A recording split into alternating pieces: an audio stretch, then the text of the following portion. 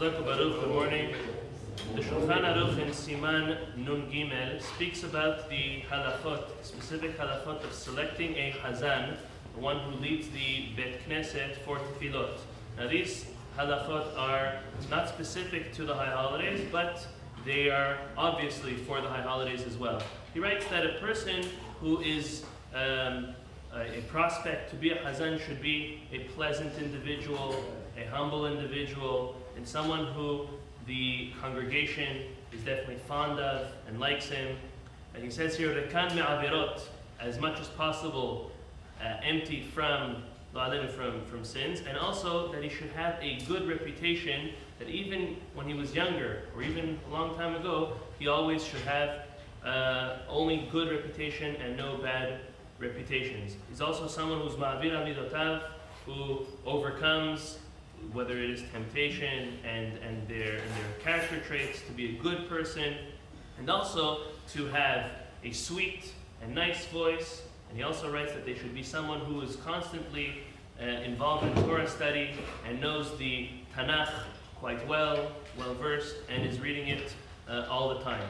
He says that if you can't find such an individual, then you can look for others. But the ideal prospect for a Hazzan is someone, as we said, with good midot, that he's a ben Torah, someone who learns Torah, someone who's committed towards Torah mitzvot, and obviously a great reputation. And he says that is even better than someone who has a nicer voice. So if you have two people, obviously we're not talking about someone who doesn't have a nice voice, but if both have nice voices, just one is pleasant and one is very nice, but the one that is pleasant, not as nice, is a greater, if in our eyes, a greater tzaddik, more of a righteous person, they would be a better selection for to be a Hazzan. It's also important that a Hazzan makes the difference between a het and a chaf, as well as a aleph and a ayin, and all other letters, definitely that they are pronounced properly.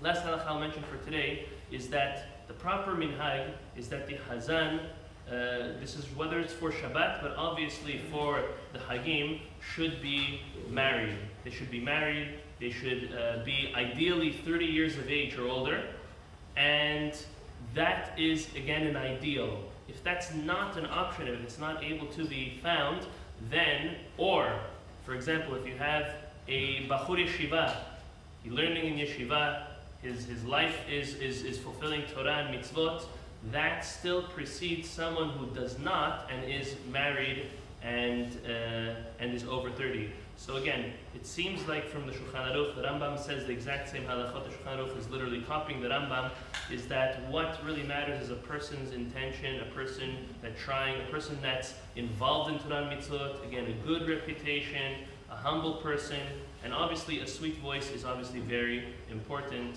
as well. Tonight, Mincha Harit is going to be at 7:30. We have